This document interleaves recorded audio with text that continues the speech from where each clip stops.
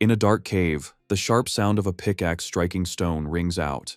A young man with white hair pauses as he notices glowing blue droplets leaking from a crack in the ceiling. His eyes widen with excitement. He has finally found his target. He carefully positions a bottle to catch the falling liquid, identifying the glowing substance as ink. The young man thanks the small black cat on his shoulder, Nero, acknowledging the discovery was only possible because of him.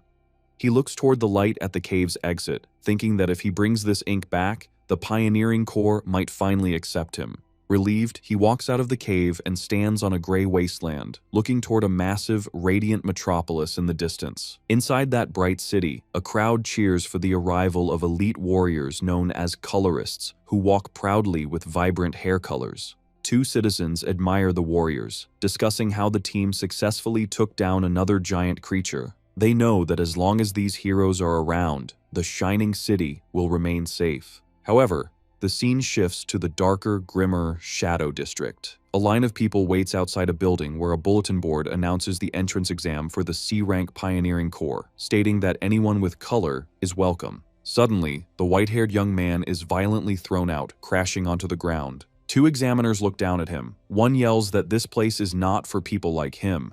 The young man stands up in frustration, holding out the bottle of blue ink. He demands to know the problem, insisting the ink proves his qualifications. The examiner points a finger accusingly at the boy and spells out the harsh reality. He is rejected because he is colorless. He explains that in this world, roles are decided at birth and mocks the boy for not knowing his place. The red-haired examiner unleashes a surge of red energy, calling the young man a damn colorless. The white-haired protagonist flinches, groaning in pain as the energy washes over him. Standing at the top of the stairs, the examiner lectures the kneeling boy about pioneers. With an arrogant expression, he declares that only chosen people like himself are capable of becoming one. The examiner explains that the Black Lands outside the city are a place where the weak cannot survive, a terrifying landscape swallowed by darkness and filled with dangerous beasts known as creatures. He glorifies the pioneers who risk their lives to explore, gather resources, and fight these monsters for humanity, earning the title of heroes. Returning to the present, the examiner stares coldly at the protagonist, stating that for a colorless person, achieving such things is impossible. He insults the boy, telling him to know his place and stick to menial work. He issues a final threat, warning the boy he will die if he comes back, and slams the door shut. Left alone, the protagonist looks down as a soft sound comes from his chest. Nero, the black cat, pokes his head out of the boy's jacket. The protagonist pets the cat gently, saying they can just try somewhere else because he is used to this kind of rejection. Despite the humiliation, he forces a determined smile and promises Nero he will become the greatest colorist ever. He quickly tucks the cat back inside his clothes, worried someone might see him. The protagonist walks through the industrial streets, wondering where to go next. As he walks dejectedly, he hopes to find a place that will accept them, unaware he is being watched from above by a man with green hair. Later, the protagonist stands in a busy plaza, checking his notebook. He violently crosses out another location in a book filled with crossed-out names, realizing he has been rejected everywhere. He sighs, exhausted and defeated. Resigned, he approaches a building with a sign that reads, "Mari Workshop," muttering that it can't be helped. He opens the door and calls out to the owner. Inside, a girl with white hair and goggles pushes up her glasses and welcomes him back with a cheerful smile. Mari notices the protagonist's gloomy expression and guesses he failed another exam. As Nero hops onto the table, she greets the cat warmly. She tries to cheer the protagonist up, insisting the examiners are blind to his talent. However, he remains discouraged, asking what good his strength is if no one will accept a colorless person. Mari argues that his skills are proven by the fact he successfully brings back resources from the dangerous Black Lands. The protagonist stays humble, claiming his survival is only possible because Nero helps him. Changing the subject, he places the bottle of blue ink on the table and asks if she can buy it. Mari is delighted and agrees to pay him well. She pours the blue liquid into a pipe system, complaining that ink prices have skyrocketed due to shortages. The protagonist notes this scarcity is why people are calling for more pioneers. A view of the machinery shows their livelihood depends on these colorful fluids. The protagonist sighs, frustrated that no corps will hire him. Mari asks if he has thought about her previous suggestion. When he hesitates, saying the place she mentioned seems a bit Mari abruptly slams a piece of paper on the table, shouting that he has to try everything. The flyer reveals a recruitment notice for the S-Rank Dawn Pioneering Corps, stating the entrance test is open to all and is based strictly on skill. The protagonist stares at the paper in shock. He admits he always hesitated to apply to the prestigious S-Rank Corps, assuming he would fail. He wonders if a place like that would really recognize his skills. Mari encourages him to take the chance, reiterating that if it is truly skill-based, he might finally get the acknowledgement he deserves. She smiles, reminding him he has wanted to be a colorist for a long time. A flashback shows a young, lonely protagonist in the rain clutching Nero, revealing he has held this dream since childhood. Mari assures him she will always support him. Bolstered by her confidence, the protagonist smiles and decides he can't hesitate anymore. He firmly grabs the recruitment flyer. With renewed determination, he waves goodbye to Mari and leaves the workshop. Walking through the quiet alleys of the Shadow District, the protagonist clutches the flyer, thinking he needs to prepare thoroughly for the exam. Suddenly, he halts as Nero reacts to a presence behind them. A voice casually asks what is wrong, and a hand holding a wooden wand tipped with a glowing green orb appears from the shadows. The green-haired man who had been spying on him aims his wand directly at the protagonist, a magical crosshair locking onto his back. Without hesitation, he fires a blade of green energy. The protagonist turns in shock, but he is too slow. The energy blast strikes him violently, causing him to scream in agony. As he collapses, the green-haired man and his assistant stand over him. The attacker mocks him, noting that although he dodged a direct kill shot, he will be dead soon anyway. Bleeding and unable to move, the protagonist lies on the pavement while the attacker coldly remarks that no one cares if a colorless person dies. The protagonist weakly calls out to his cat. Seeing Nero's terrified face peeking from his clothes, the boy uses his last ounce of strength to urge the cat to run away. The scene shifts to an industrial area marked with a warning for an ink waste disposal site. The protagonist groans as he regains consciousness, only to see the green-haired man smiling down at him. The man holds him by the collar, dangling him over a massive vat of black sludge. He taunts the protagonist, saying it is unlucky for him to be thrown in while still alive. The attacker explains that the pit contains ink waste, a deadly mixture that dissolves anything it touches, ensuring no body will remain. Terrified, the protagonist struggles and demands to know who this man is and why he was attacked. The green-haired man reveals that he and his partner were shocked earlier when spying on him. A flashback shows that while watching, they hadn't been interested in the boy, but in the creature hiding in his jacket. The man explains that a creature with the intelligence to follow a human is an incredible discovery. He calls Nero a true rarity as he tightens his grip on the protagonist's throat. Behind him, his assistant holds up a small cage. Inside, Nero sits trapped and crying while the protagonist looks on in horror, realizing his companion has been captured. Desperate, the protagonist grabs the green-haired man's collar, screaming at him to let go of the cat. The attacker is unimpressed, mocking the boy's anger as pathetic. His eyes glowing with greed, he explains the creature is too valuable for a colorless owner and will be sold for a huge sum on the black market. He easily overpowers the boy, choking him and lifting him into the air, sneering that the pet is too good for him. As he hangs helplessly, the protagonist scolds himself for being careless in the Shadow District. He reflects on his lonely past, thinking that while he has always endured discrimination, he absolutely refuses to lose Nero, his only family, over something like this. With a burst of fury, he warns the man not to mess with him and tightens his grip on the attacker's arm. The green-haired man pauses, noticing something strange. His expression shifts from arrogance to shock as energy crackles around his face. A swirling green aura flows from the attacker into the protagonist's hands, and the man cries out in panic, feeling something being forcibly sucked out of his body. Terrified by this unknown sensation, the man violently shakes the boy off, throwing him backward into the vat of toxic ink waste. The attacker dismisses the encounter as a waste of time, while Nero cries desperately from his cage.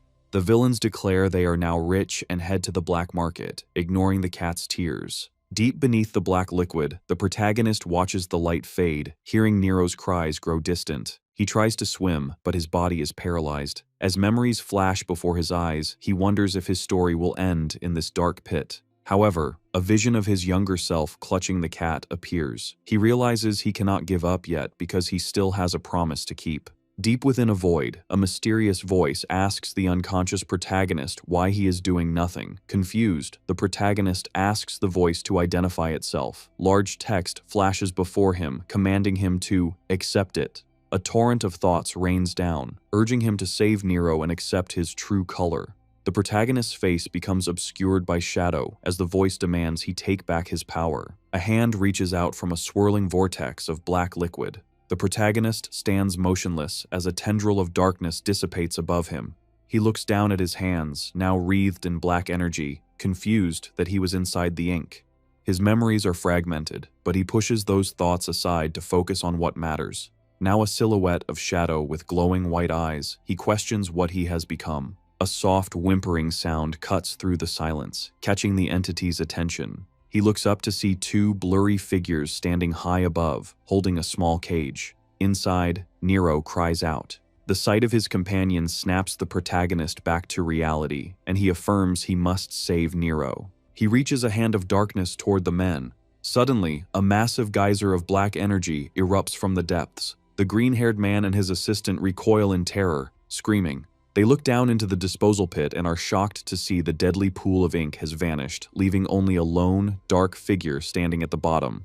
The entity, emanating an ominous aura, begins to walk toward them. The green-haired man trembles in fear, his eyes wide with disbelief. As a gigantic claw of shadow descends upon them, he stammers, wondering if this terrifying being is a creature. The aftermath of the explosion leaves a scene of total devastation in the Shadow District. A frantic older man screams at a police officer, insisting he saw a small hand suddenly spring out from nowhere, causing a massive eruption of dark energy that wrecked the entire area. As the dust settles, medics carry away the unconscious bodies of the green-haired attacker and his assistant. A new group of arrivals observes the victims. A man with red hair and a woman with blue hair look down at the injured men, noting that these B-rank pioneers have completely lost their color. The blue-haired woman is baffled, unable to understand what could drain a person's color, but her companion suggests they focus on their mission. The red-haired man states they came because of reports of a large creature appearing within the city. The police officer on site is stunned to realize he is speaking to a high-ranking colorist.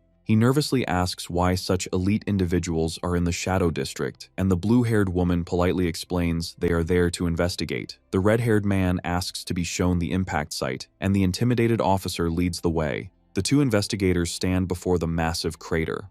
The red-haired man inspects the debris and notices dark stains, while his partner confirms there are traces of a creature. She points out it is highly irregular for one to appear suddenly inside the city, especially in the outskirts, explaining that usually only small animals are found within the city walls. Looking into the deep pit, the red-haired man wonders if they are dealing with a new monster variant. He looks bored but serious, realizing that tracking this unique entity will be troublesome since it doesn't fit the usual patterns. The scene shifts to a desolate landscape where rubble is piled high. In the darkness, a cat cries out. Kay, lying in the shadows, groans in pain. He feels a rough tongue and wakes up to find Nero licking his hair. Overcome with relief, Kay immediately pulls Nero into a tight hug, overjoyed that the cat is safe. However, the physical pain hits him, and he winces. Kay sits up, confused, and tries to piece together what happened. He remembers the bastards who attacked him and threw him into the vat, recalling falling into the toxic black liquid and sinking.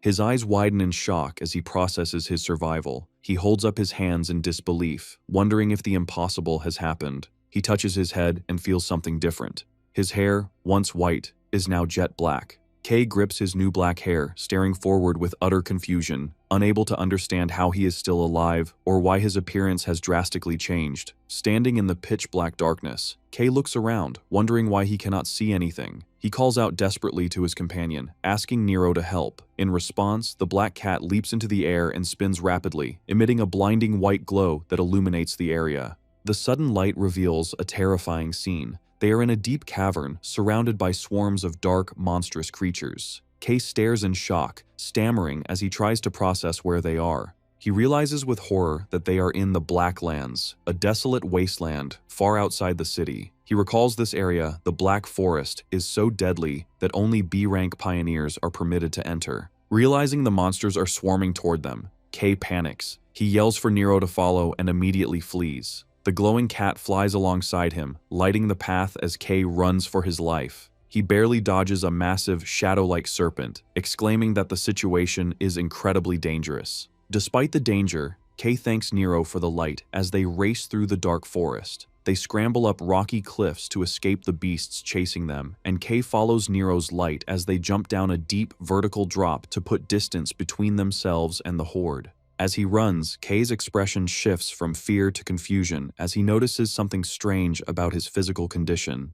He looks at his chest, where dark energy radiates, and realizes his body feels amazing. He notes with surprise that even after running for so long, he is not tired at all. He leaps across a wide chasm with incredible ease, realizing he is moving faster and with more agility than ever. He lands firmly, stunned by the realization that his body is overflowing with a new, mysterious energy. Nero senses danger first, his ears perking up as he notices a threat approaching. A ferocious, wolf-like shadow creature lunges at Kei, catching him off guard. Kei realizes too late that his defensive stance is weak and he cannot block the attack. Certain he is about to die, he squeezes his eyes shut and braces for the bite. The monster's teeth clamp down hard on Kei's arm, but instead of tearing skin, a loud cracking sound echoes. The beast's teeth shatter completely upon impact, leaving the creature confused. Kei opens his eyes, stunned to find himself alive. The shadow wolf, now toothless and terrified, whimpers and retreats into the bushes. Kei inspects his arm and realizes he is completely fine, without a scratch. He looks at his hands in disbelief, thinking a hit like that should have been fatal. His eyes widen as he finally understands that this durability is the power of color he has been searching for. Suddenly, heavy tremors shake the ground, drawing both Kei's and Nero's attention. A massive silhouette begins to rise from the darkness, towering over them. A giant, one-eyed monster climbs over the ridge, glowing with menacing energy. Kei stares up in horror, identifying the beast as a cyclops. As the monster raises a massive arm to crush him, Kei wonders why a predator that usually lives deep in the Black Forest is this far out. The cyclops slams its fist into the ground with explosive force, causing Nero to yelp as debris flies everywhere. Kei survives the impact, sitting amidst the rubble. He admits the blow was heavy, but a confident grin spreads across his face as he realizes he actually has a chance to win. Memories of his past, being a lonely child, facing rejection, and being beaten down, flash through his mind. He acknowledges that he has finally obtained the power he always longed for and decides things will be different now. Energy crackles around his arm as he clenches his fist, resolving that he does not need to run away anymore. Kei stands his ground, clenching his fist as he resolves he is done running. Memories of his past struggles flood his mind. He focuses on that strange, powerful sensation rising from within, and suddenly, his body is engulfed in shadow. He transforms into a being of pure dark energy with glowing white eyes. The Cyclops roars furiously and reaches out with its giant hand to crush the small figure. However, Kei launches himself off the ground with explosive force. Flying through the air, he prepares to strike. He delivers a devastating punch that completely shatters the giant monster into pieces. The force of the blow creates a massive shockwave that blasts through the landscape, clearing a path through the trees. Kei soars through the air, surrounded by the debris of his enemy. He remains in his transformed state for a moment, but then his eyes widen as he notices something changing. The dark energy suddenly dissipates, and he finds himself floating high above a lush landscape under a bright sun. He looks down in awe at the vibrant forest and the waterfall below, amazed by the vivid colors of nature around him. Just as quickly as it came, the power vanishes, and his hair turns back to white. He looks down in confusion. Panic sets in as he realizes gravity is taking over, and he is helpless in the air. Screaming in terror, he falls rapidly toward the trees and crashes into the forest below. Kei drags himself out of the debris from his fall, while Nero hovers above, looking concerned. Kei collapses to his knees, gasping for air as the dark energy that enveloped him begins to evaporate like smoke. He realizes with horror that his color is rapidly fading away. Panic sets in as Kei understands the drawback of his new ability. He realizes that the more he uses this intense power, the faster it drains from his body, and at this rate, he will be left defenseless. Suddenly, the world around him goes pitch black, and a mysterious voice echoes in his mind, asking him what he is waiting for. The voice commands him to act, pointing out that the prey is lying right in front of him and urging him to eat it quickly. Kei looks down at the scattered remains of the Cyclops he just defeated. The voice manipulates him, asking if he wants to live, and instructing him to simply reach out his hand. Exhausted and sweating, Kei struggles to stay conscious. He looks desperate as the voice continues to demand he use his hand. His eyes glow faintly as he fights for survival. Trembling, he obeys the instinctual command and reaches his hand toward the monster's remains. Kay places his hand firmly on the carcass of the Cyclops. Immediately, a dark technique activates, and he begins to absorb the shadowy energy lingering in the monster's body. Nero watches with wide, shocked eyes as his owner performs this terrifying feat. A massive pillar of black light erupts from the forest, piercing the sky as Kay fully consumes the energy. As the light fades, Kay is left panting heavily, the exhaustion slowly leaving his body. He leans back against a rock, his hair black once again, and his energy restored. He looks up at the sky, letting out a sigh of immense relief, realizing that he is going to survive.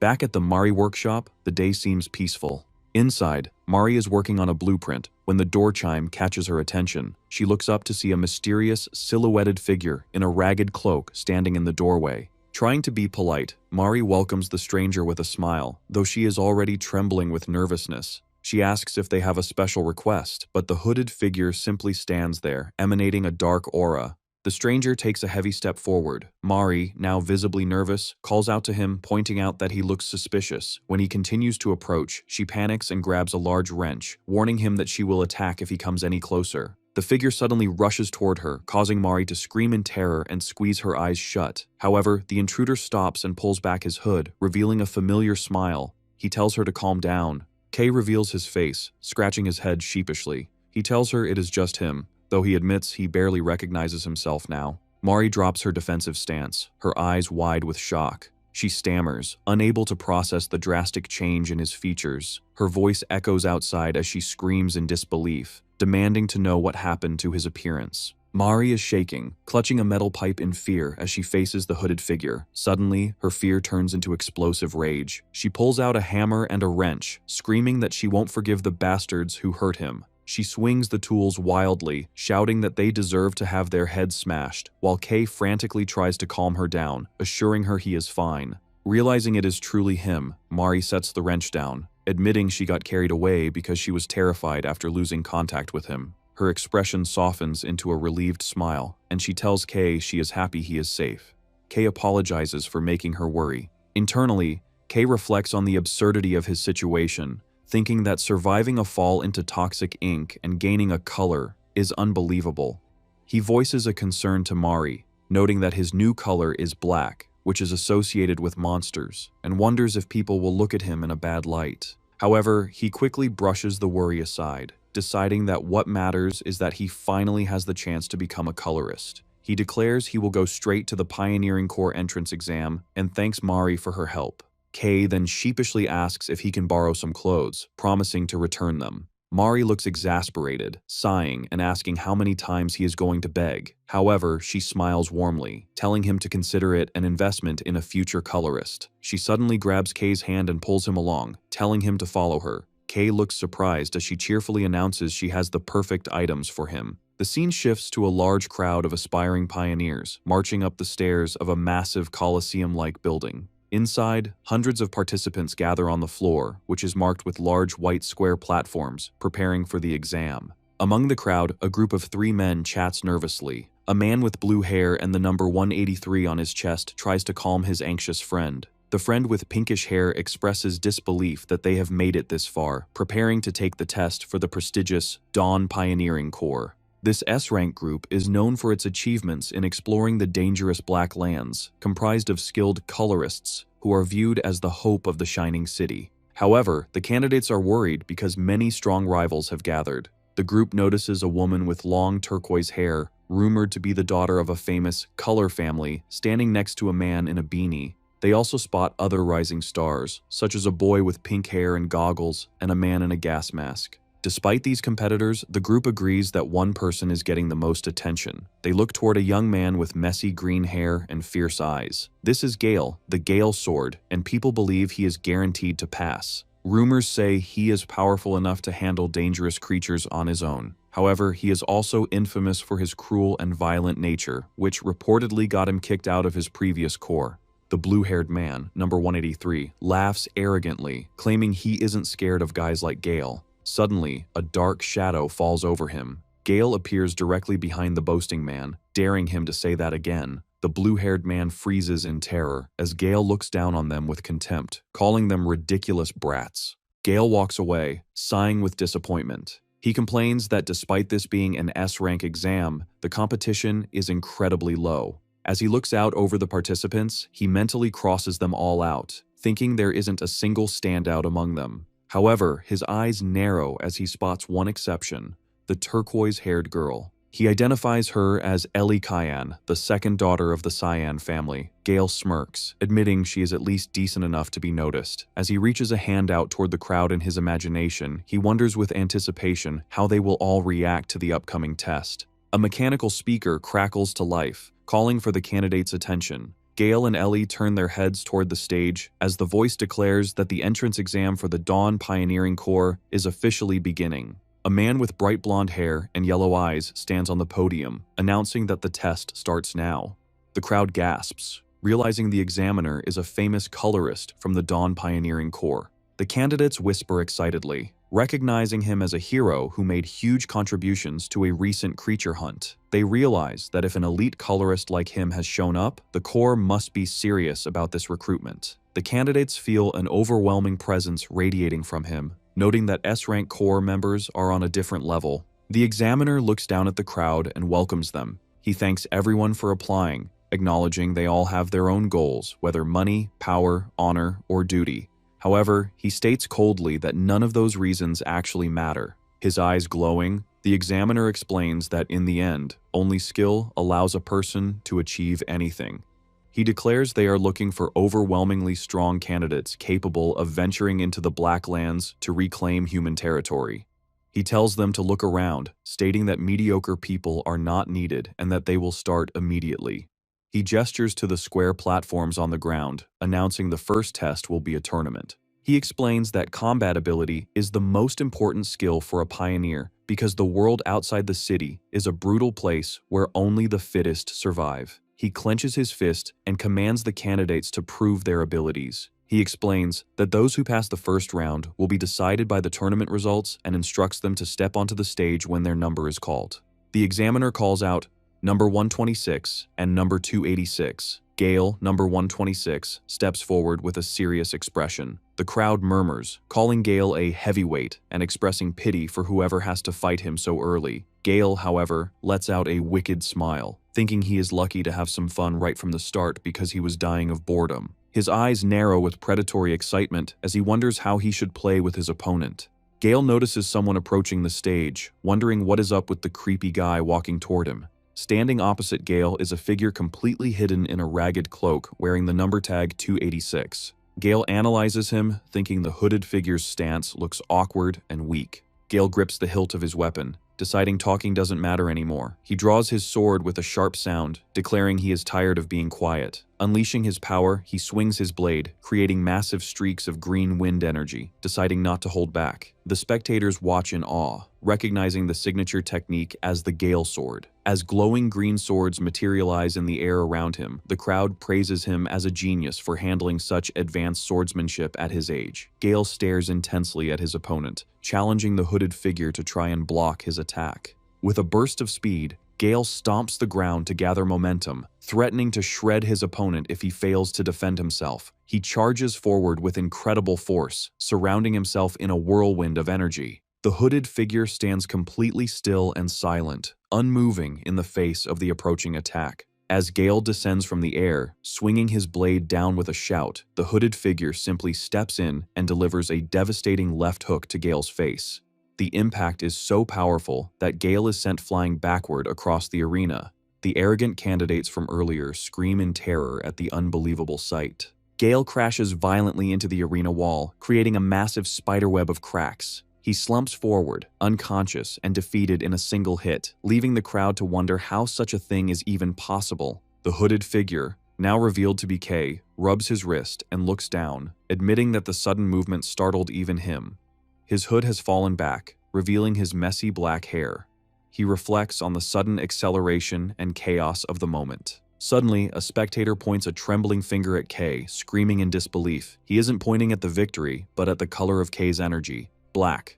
The blonde examiner watches with a serious expression, noting internally that black is the same color possessed by creatures. Even Ellie Cyan looks stunned, wondering if it is even possible for a human to possess that color. Kay stands alone in the center of the arena, unaware of the gravity of the situation. The others question if the power to defeat the Gale Sword in one hit comes from this mysterious black energy. Kay looks around nervously at the shocked crowd, confused by their reaction, and innocently wonders if he has made a mistake. The tournament continues with intense battles. In one match, a terrified candidate launches sharp stones, but Kay charges forward, easily evading them. He closes the distance instantly and delivers a powerful punch, sending the magic user flying. The announcer declares him the winner. Kay's winning streak continues as he dominates, violently slamming another opponent and knocking out a third. High above, the blonde examiner watches with interest, declaring that Kay is the standout applicant.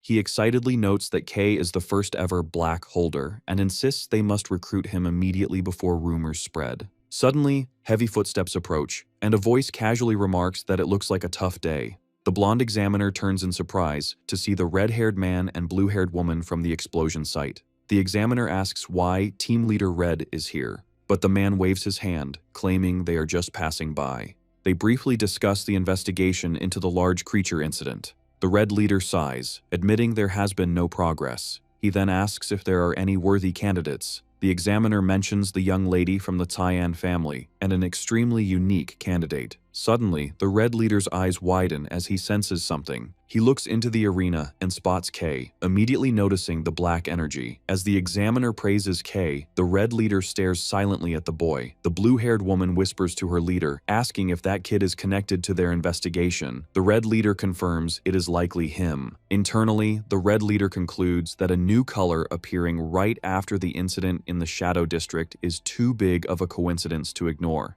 He decides to keep a close watch on Kay for now. Unaware he is being observed, Kay looks at his clenched fist, smoking with dark energy. He is thrilled by his incredible power, realizing that becoming a pioneer is finally possible. However, he recalls the physical toll the transformation took and warns himself to be careful. He knows that if he overuses this power and loses his color mid-fight, he will be defenseless. A massive surge of freezing energy erupts from the arena, creating a wall of ice. Ellie Cyan stands calmly amidst the cold mist. The announcer declares number 17 the winner, revealing she has encased her opponent in a solid block of ice. The spectators, including Kay, watch in awe, commenting that the Cyan family's color is always impressive. As Ellie walks down the stairs, Kay watches her, wondering how anyone could defeat such overwhelming magic. Suddenly, Ellie stops as she passes Kay, staring directly at him with a sharp, curious gaze. Her blue eyes narrow suspiciously as she scrutinizes him. Without a word, she turns and continues walking, leaving Kay confused. The announcer says the first exam has concluded. The blonde examiner stands on the podium and thanks everyone for their hard work. He explains that since they are behind schedule, they will move straight to the next test. He instructs the failed candidates to leave, and they walk away dejectedly. The blonde examiner begins to announce the next test, but is interrupted by a hand on his shoulder. The red-haired man steps forward with a confident smile, taking over. He looks at the surviving candidates and declares that the second exam will be led personally by him. The candidates look up in shock, realizing who is standing before them. Colorist Red. He is one of the Shining City's strongest colorists, famous for retaking the Blacklands. However, the candidates are terrified, recalling rumors that his destructive power is so intense that even allies hesitate to work with him, and that when he is in charge of an exam, no one ever passes. The blonde examiner looks worriedly at Colorist Red, asking if he is sure, warning that the captain will scold him for changing the exam format. Red laughs it off, stating he gets nagged every day anyway. He announces that the test is simple and tells the crowd to just endure as his body erupts in massive flames. A giant wave of fire surges toward the terrified applicants, forming individual spherical barriers around each person, trapping them. The candidates panic as they are enveloped in intense heat. Red explains that he has recreated the environment of a certain region, noting it will get pretty hot. He illustrates that the Blacklands are full of extreme environments where humans can barely survive. He belittles the current test, claiming this heat is nothing more than a warm stove. With a serious expression, Red reiterates that if they endure, they pass.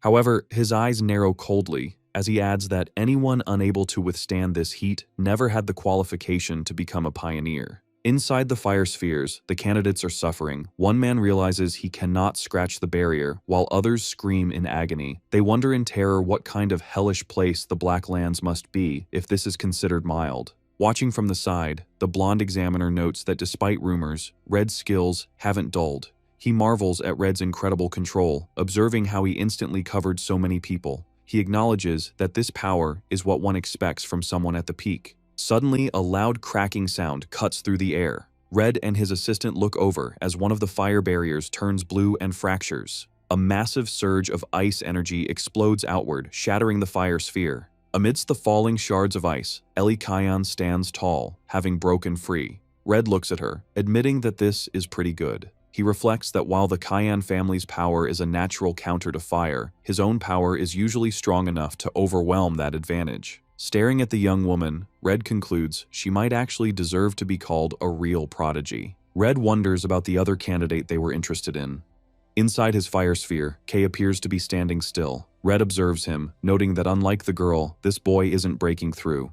He admits he didn't expect much from him. However, inside the barrier, Kay is panicking, screaming internally that he is in big trouble. He realizes he used too much of his color during the fight with the Gale Sword. He looks at his hand in horror, noticing his black energy is leaking out and draining faster in the heat. Kay imagines a terrifying future where his power runs out. He knows if he is revealed to be colorless, he will likely be experimented on. Desperate, he frantically looks for a solution, wondering if he can absorb something to replenish his energy. He stares at the wall of intense fire. A realization hits him. Since the barrier is made of a color ability, he wonders if he can absorb it. He looks at his hand, admitting he doesn't know the limits of his absorption power. Deciding he has no time to think, he resolves to find out. He reaches out and touches the swirling wall of fire. Immediately, a violent reaction occurs, and Kay is shocked that direct absorption is working. The fire barrier begins to warp and twist, drawing the attention of nearby candidates. A massive vortex of black energy erupts from Kay, sucking the red flames into his hand. From the podium, Red and the blonde examiner stare down, stunned and unable to comprehend what they are seeing. Red breaks into a nervous sweat, forcing a smile as he remarks they have found a real lunatic. In the arena, Kay stands amidst the dissipating energy, looking terrifyingly powerful with red and black aura swirling around his hands. The entire arena falls into a heavy silence. However, internally, Kay is panicking again. He forces a smile, thinking this wasn't supposed to happen. He realizes with regret that he has accidentally stood out way too much. Ellie Kion stands frozen, questioning if she is hallucinating as she stares at the young man enveloped in dark energy. She looks at Kay and wonders if black is even a color a human can possess. Recognizing this is something unprecedented, a sense of anxiety washes over her as she watches him. Memories of the pressure to be the best flash through her mind. She is forced to admit that Kay is undeniably strong. She realizes that even with her full power, she could not guarantee a win. As Kay walks away, Ellie thinks that there is something about him that cannot be explained by strength alone, asking herself what he actually is. She quickly shakes her head, trying to dismiss the disturbing thoughts. Colorist Red approaches Kay and casually wraps an arm around his shoulder, telling him next time won't be like this. Red smiles, remarking that the black ability to suck everything in was wild and he cannot hold back his curiosity. He guides Kay away, suggesting they have a private conversation to protect Kay's privacy while he satisfies his own questions. Kay, sweating nervously, asks about the exam status. Red assures him that with a power level like that, he obviously passes. Kay is stunned, realizing drawing so much attention worked in his favor. He is overcome with emotion, thinking he has finally achieved his dream of becoming a pioneer. Suddenly, the blonde examiner yells at Red for acting on his own. Red laughs it off, asking his colleague to overlook it just this once. The examiner sighs and announces that despite the interruption, the exam will continue. He clarifies that number 17, Ellie, has passed because she broke the barrier, but the other candidates will undergo an additional test. Ellie ignores the announcement, her gaze fixed on the dark tunnel where Red is leading Kay away. The scene shifts to an industrial setting. Red stands outside a car with Kay, while the blue-haired investigator sits in the driver's seat. Red tells her to wait.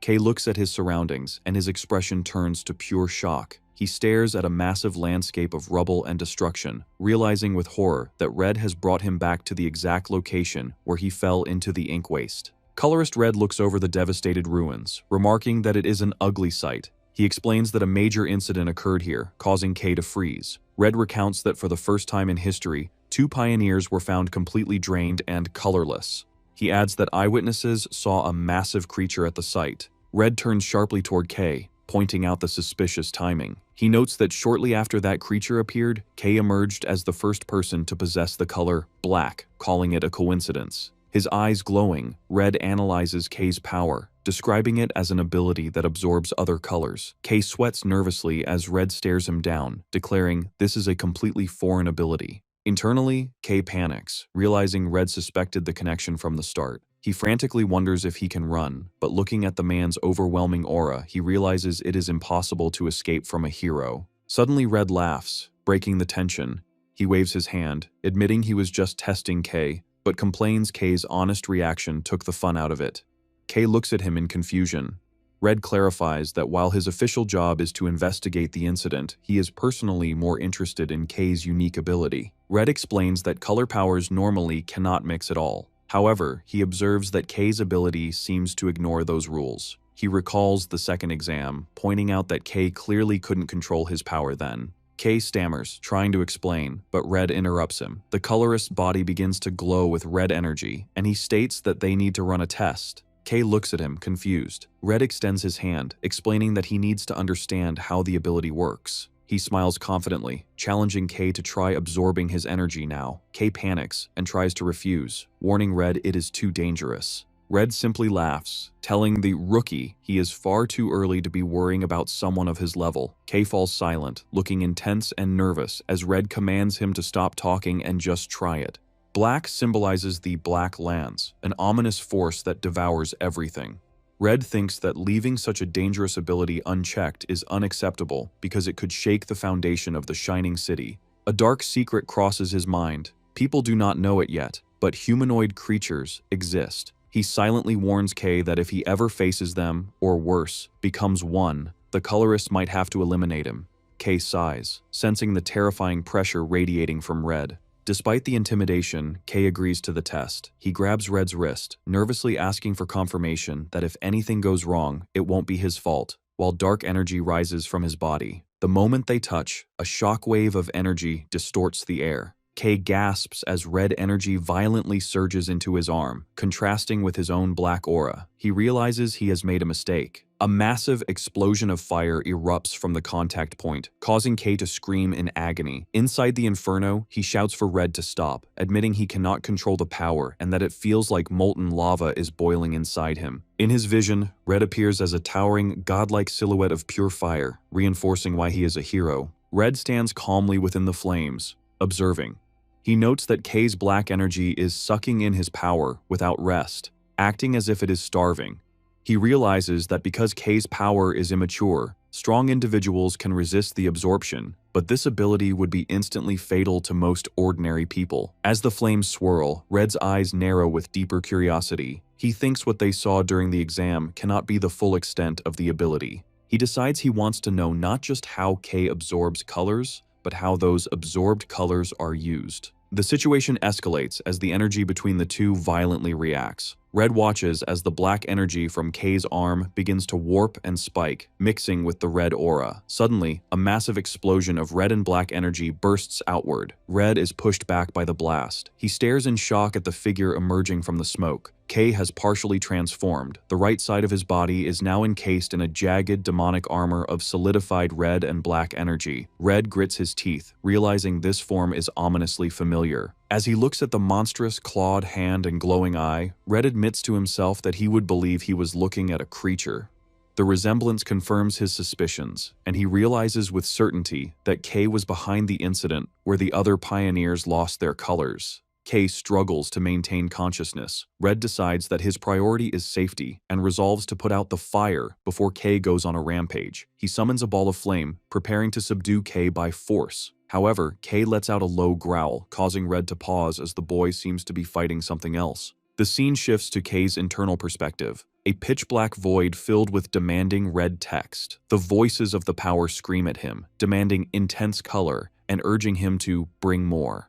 K gasps in the real world, distressed by these intrusive voices. The voices continue to tempt him, telling him it is wasteful to hold back and urging him to take it. Kay mentally screams at the voices to shut up and stay still. With fierce determination, Kay's visible eye glows red. He rejects the temptation, ordering the power to shut up and stay crushed as he exerts his will over the chaotic energy. A shockwave blasts outward as he forcibly compresses the energy back down. The jagged armor dissipates, leaving Red with a look of genuine surprise. Kay is left panting heavily from the exertion. Red looks at him, impressed and stunned, asking if the rookie actually managed to suppress that overwhelming power on his own. Kay is left panting, his heart racing. He thinks it is insane that he survived and frantically wonders why he went berserk. He glances up nervously, terrified he lost control in front of a colorist. Knowing he needs to understand his ability, he hesitantly approaches the older man. Red, however, looks delighted. He admits he was caught off guard because the power Kay absorbed was stronger than he expected, but he grins and declares the experiment a success because it was fun. He tells Kay that if he wants to achieve anything, he has to be willing to take risks. Red decides that is enough for the test, but then pauses, saying there is one more thing. He reminds Kay that he is the investigator assigned to the destruction incident at this very spot, and his duty is to find the culprit. With a calm but threatening smile, he points out that the person in front of him looks like a perfect suspect. Kay freezes, his face pale with panic. Red explains the gravity of the situation. He recalls how witnesses saw a massive shadow creature, warning Kay that more people are interested in this case than he thinks. He argues that once rumors about Kay's black ability spread, it will be easy for authorities to pin the blame on him. He gestures to the ruined industrial district, noting the damages will cost hundreds of millions. He adds that if the city leadership decides Kay is too dangerous, he could be banished or turned into a lab rat. Kay grits his teeth in frustration, realizing he is trapped. He knows there is no way to prove his innocence. Suddenly, Red offers a lifeline. He suggests that if Kay agrees to come under his command, he might be able to do something. Without a second of hesitation, Kay bows at a 90-degree angle, loudly shouting that he puts himself in Red's care. Red tells him to listen to the full condition first. He clarifies he won't fix everything for free. In exchange, Kay will have to grant him a few favors. He asks if Kay thinks he can handle that. Kay forces a desperate, trembling smile. Internally, he screams that anything is better than owing millions or becoming a science experiment. He loudly agrees, promising to do absolutely anything Red needs. In the desolate wasteland, a small creature trembles in fear just moments before a massive wheel slams down, narrowly missing it as a heavy vehicle roars past. A large armored transport truck drives through the foggy, rugged terrain of the Blacklands. Inside, Kay looks out the window, thinking this is his first time traveling this far out and wondering if this is his first real step as a pioneer. Suddenly, his thoughts are interrupted by Gale, a green-haired man who glares at him, calling him black-haired one. Gale rudely tells Kay he is being distracting and orders him to shut up, though Kay hasn't said a word. Kay looks at him with a confused expression. Kay sits awkwardly in the transport bay. He thinks starting as a pioneer immediately was what he wanted, but the atmosphere is tense. He glances at the furious Gale and the silent Ellie Cyan, questioning if being on the same team is the right move. A flashback reveals a conversation from the day before. Red asks a surprised Kay if he is ready to join the exploration, explaining he needs him to go to a specific spot in the uncharted area. Seeing Kay's nervous expression, Red laughs and tells him not to worry. Red shows Kay a map, assuring him he won't be alone. He explains that new recruits who pass the exam will also be deployed to the area, and that the official roadmap will be announced soon. Kay just needs to be at the location on time. Back in the present, Kay looks at his teammates, noting they were already on the truck. It is revealed that because Red's interference compromised the previous exam, the participants were given another chance. Many skilled individuals, including Gale, passed strict additional tests. Meanwhile, Ellie Cyan, the top-ranked rookie, joined Red's team at her own specific request.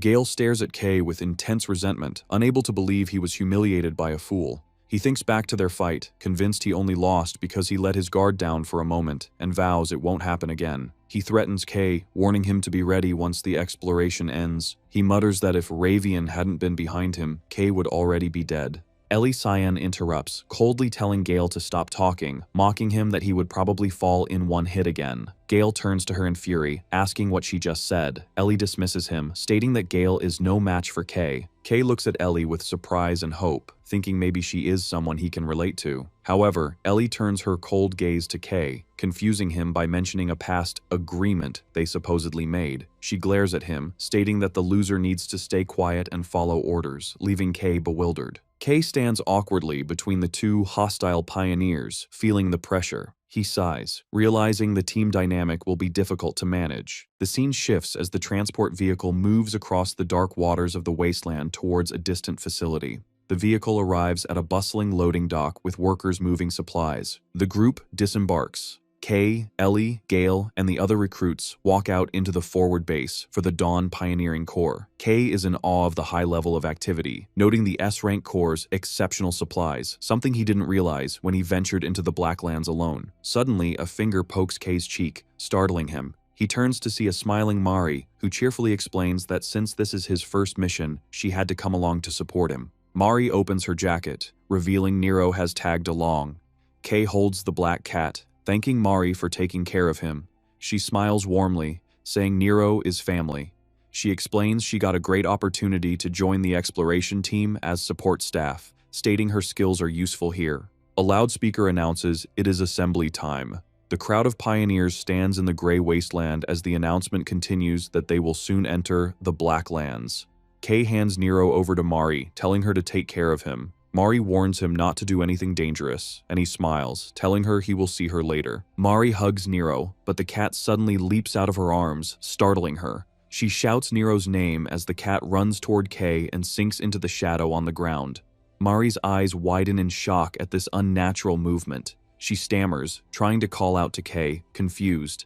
The group arrives at a dark, fortified cave entrance. At the front, a woman with bright orange hair and a white coat shouts for everyone to prepare, announcing a new recruit is about to enter the Blacklands. She yells that safety is the top priority. She warns that reconnaissance has reported unidentified dangerous creatures in Area 21, a very dangerous zone where an A-rank creature's body was found. Suddenly, a male pioneer runs up to the orange-haired woman, calling her Arancia. He nervously reports that the red team leader has brought the new recruits, but they have left their formation without permission. Arancia's eyes widen in shock, and she asks if it's true. The messenger confirms it, and Arancia sighs that guy is causing trouble again. The group secretly enters a dark canyon, moving away from the main army. Colorist Red reaches his hand into the shadows, leading the way. The small squad, consisting of Kay, Gale, Ellie, and Red, separates from the formation.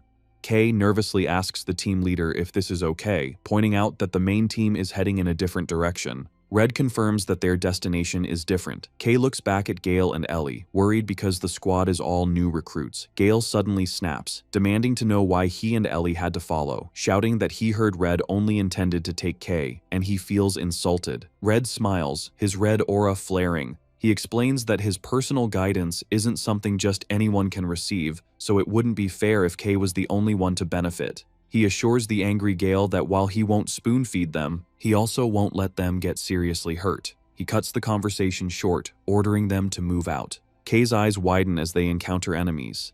Deep inside a cavern, the group is surrounded by shadow creatures. While Red holds a lantern, Kay, Gale, and Ellie engage in a chaotic melee.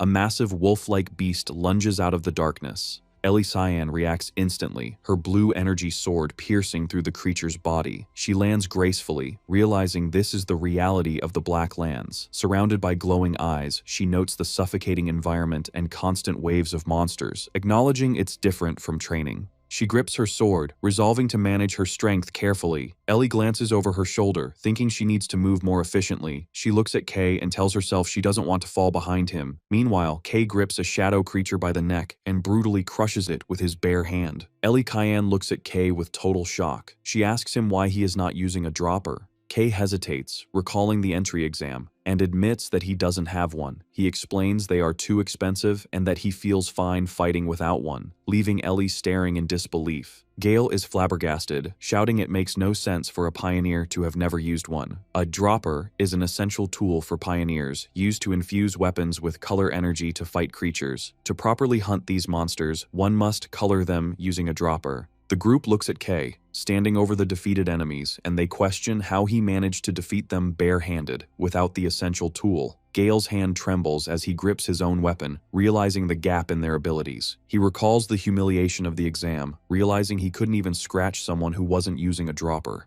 Gale grits his teeth in frustration. He glares at Kay's back, swearing to himself that he will crush Kay with his own hands one day. As they continue deeper into the cave, Red leads the way with a lantern while Gale follows, seething with anger. Red glances back at his squad with a smirk, thinking it is not bad to see two geniuses being motivated by a rookie. He smiles, believing things are only going to get more interesting. He cheerfully urges the group to give it a bit more effort, telling them they are almost there and suggesting they finish quickly to have a party. After the battle against the shadow beasts, the carcasses of the wolf-like creatures lie scattered. Colorist Red calls for a 10-minute break, though he warns the group, Gale, Kay, and Ellie Cyan, that the real mission has not yet begun. Gale sighs, complaining he has used up a significant amount of his color energy.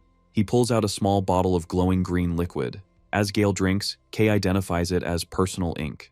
This is a specially refined alchemical ink, an essential but rare supply for pioneers that restores their color. Because it must be crafted to match the user's unique color, it is insanely expensive. Kay watches with envy as both Gale and Ellie drink their custom inks, wishing he had the funds for such luxuries. Kay quickly dismisses the thought, walking away from the group. He reaches his hand out toward a defeated shadow creature's corpse. A massive swirl of dark energy erupts from its body as Kay activates his ability, absorbing the shadow directly into his hand.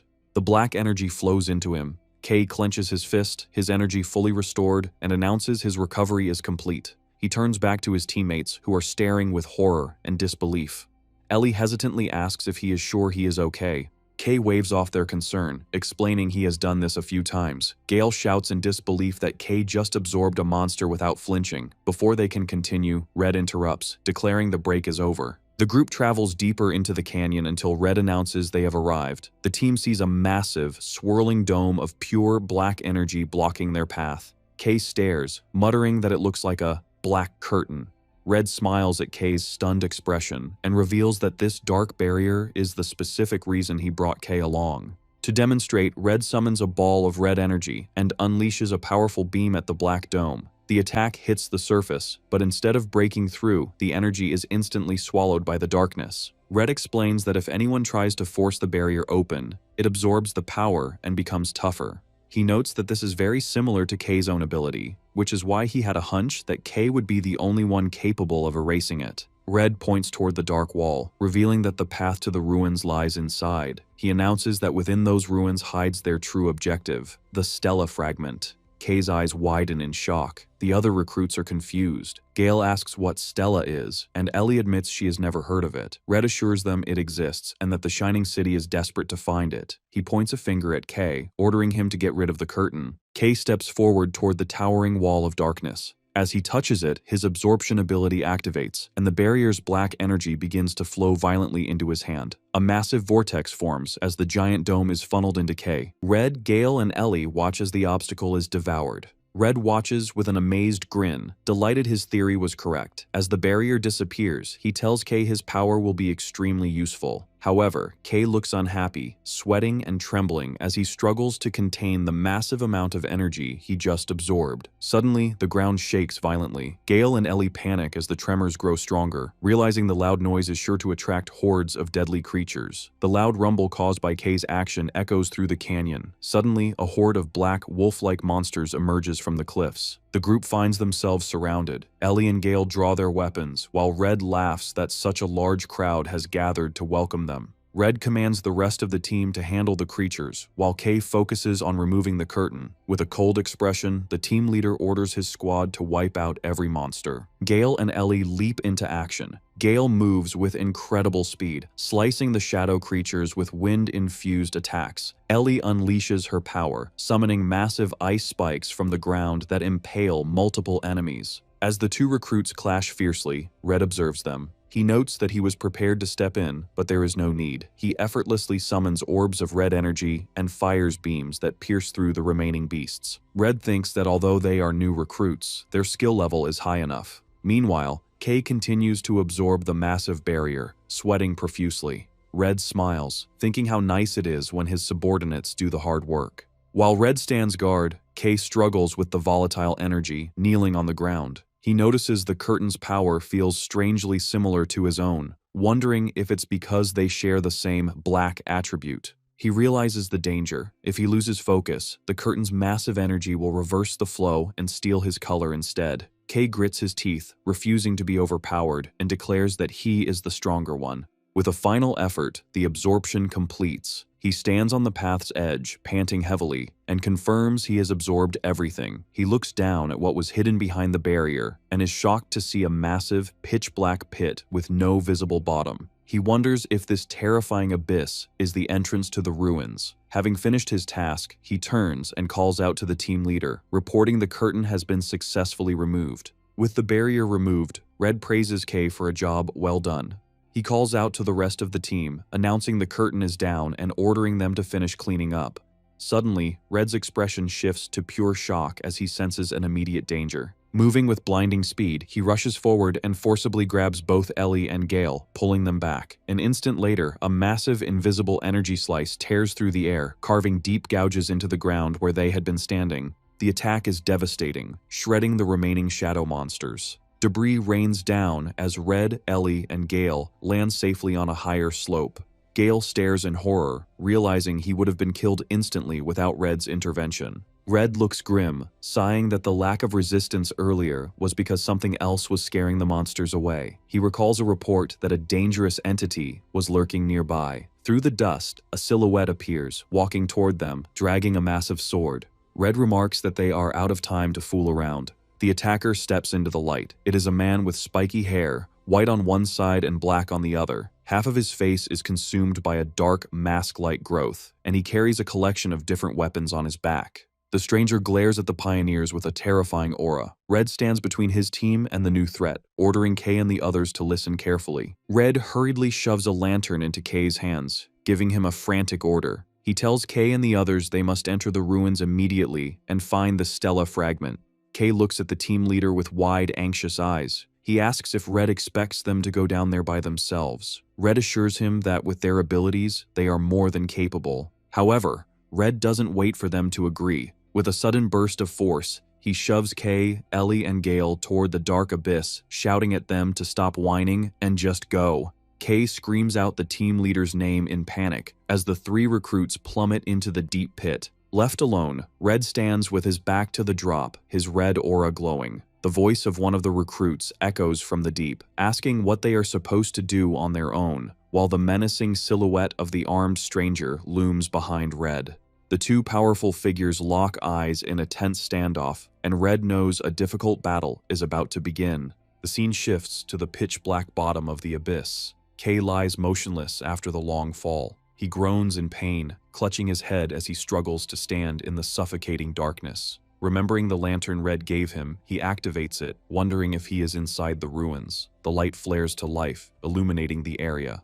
Kei's expression instantly shifts to one of absolute terror. He stands frozen in shock, asking himself what this place is. Instead of ancient stone ruins, the lantern illuminates the skeletal remains of massive modern skyscrapers and concrete debris, looking exactly like a destroyed modern city buried underground. Kei stands on a ledge, using his lantern to light the darkness. He is speechless at the sight of the massive ruined city structures buried underground. He marvels that such a place could exist, but complains he can't see clearly. Suddenly, a voice tells him to stop complaining and head toward the light. Kei is relieved to see his teammates, Gale and Ellie, admitting he was terrified of being separated. Gale blames Kei for making them wander, but Ellie sharply retorts that Gale was just as lost. Looking out at the vast, destroyed city, Gale wonders what this place is. He becomes anxious, pointing out the absurdity of trying to find a Stella fragment in these endless ruins when they don't even know what it looks like. Kei agrees, admitting that searching blindly would take forever. In his mind, Kei wishes his companion Nero were there. As if in response, a glowing shape appears and he is shocked to see the small black cat, Nero, at his feet. Kei panics, wondering how the cat followed them. Ellie notices the animal and asks if it is a creature. Kei breaks into a cold sweat, thinking he is in trouble now that his secret pet has been discovered. However, he quickly calms down, realizing this might be a good opportunity to prove the cat's worth. He calls out to Gale and Ellie. Holding Nero, Kei smiles confidently and announces he has a way to find the Stella fragment easily. The group gathers as Kay explains that the little creature he has been raising will lead them to the objective. Gale shouts angrily, refusing to believe it. However, while Gale argues, Ellie completely ignores him, captivated by the cat's cuteness. Kay decides to demonstrate Nero's abilities. The black cat cries out from Ellie's chest, then leaps out of her arms, startling her. Mid-air, the cat transforms into a swirling vortex of energy. A blinding light erupts, illuminating the dark ruins and leaving the group in shock. The ball of light streaks forward, creating an illuminated path, and the three pioneers follow it. As they walk, Gale expresses his disbelief, questioning how a creature can have such intelligence and a special ability. He demands to know where Kay found it. Kay ignores him and interprets the glowing cat's movements, telling the group that Nero says the Stella fragment is right there. Suddenly, the creature notices a trail and shoots away. The trail of light winds through the ruined city, and the group arrives at a massive concrete structure. A dark tunnel entrance lies ahead, and Kay wonders how much deeper they have to go. Gale mocks him, asking if he is scared. Kay shoots back a retort and declares they are going in. They walk through a massive, high-ceilinged corridor with the glowing cat lighting the way. Kay remarks that the facility is much larger than he expected. Suddenly, he notices Nero hovering in front of a large metal door and concludes it must have found something important.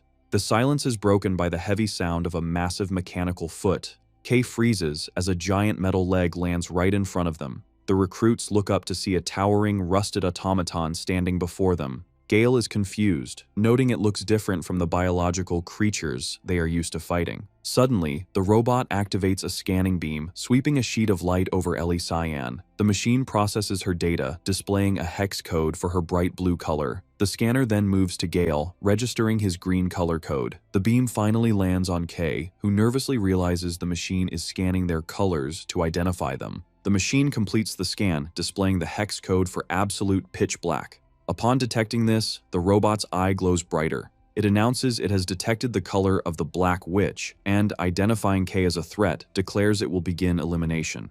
Confused by the title, Kay is hit by the robot's devastating punch before he can react. He is sent skidding backward, groaning in pain but managing to block the direct hit. He glares up at the machine with fury, shouting in frustration. Kay shouts defiantly at the machine, declaring they will not hold back. The giant robot raises its massive fist, threatening to smash them.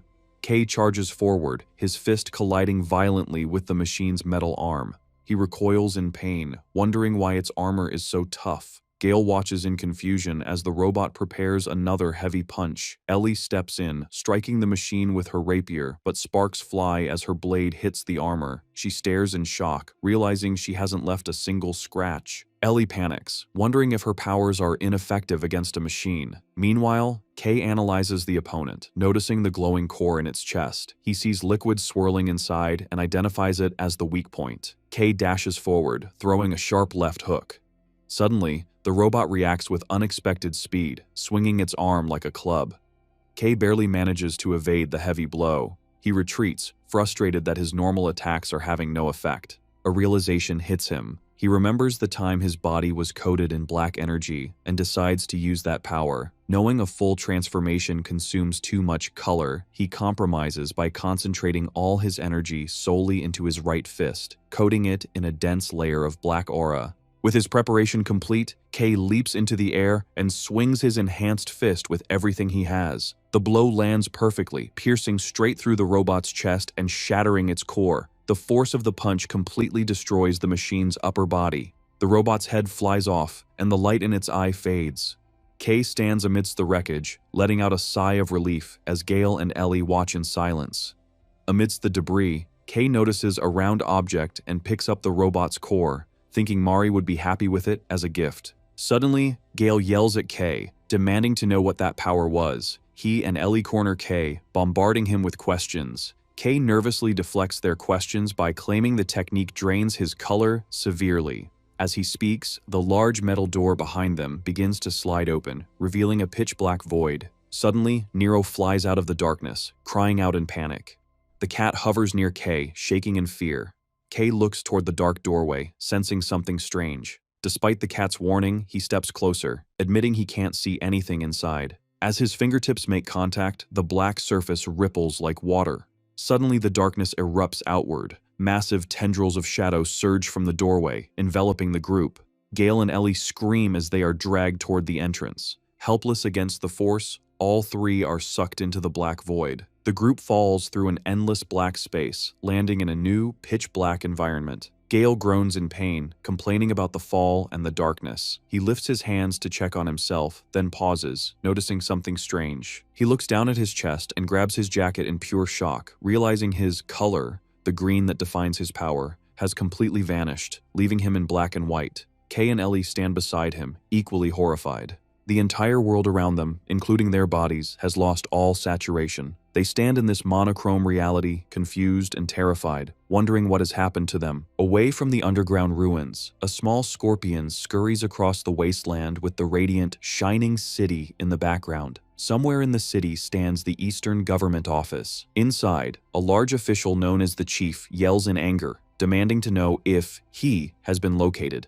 A nervous subordinate reports that the individual is on an exploration mission with Colorless Red, adding that the boy specifically asked them not to meddle. The chief is furious, shouting about Black. He cannot believe Red would bring someone with such a dangerous color onto the field. He rants that even though Red is a hero, this has crossed a line. The chief explains that a recent creature appearance has the ruling council in an uproar, terrified that the catastrophic Black Wave has begun. He complains he will be the one to take the blame. As he speaks, a young woman with pink and yellow hair smiles teasingly, noting that the chief is very angry again. The woman, Camellia, the leader of the Dawn Pioneering Corps, advises the chief to calm down before he ends up in the hospital. She explains that she understands his concern, but that he should not get ahead of himself. She asks if he really believes Red would act without thinking. She argues that Red is a reliable safeguard, perfect for watching over the boy. Camellia suggests that taking a high-risk individual might yield unexpected positive results. She sips her tea, stating that what they need now is trust, not worry. However, Camellia grimaces at the bitter tea. The chief ignores her and dumps a massive amount of sugar into the pot, while she wonders how anyone can consume something so sweet. The chief snaps at her to focus. Camelia's expression turns serious. She acknowledges the chief is wary of Black, because it is associated with the legendary Black Witch.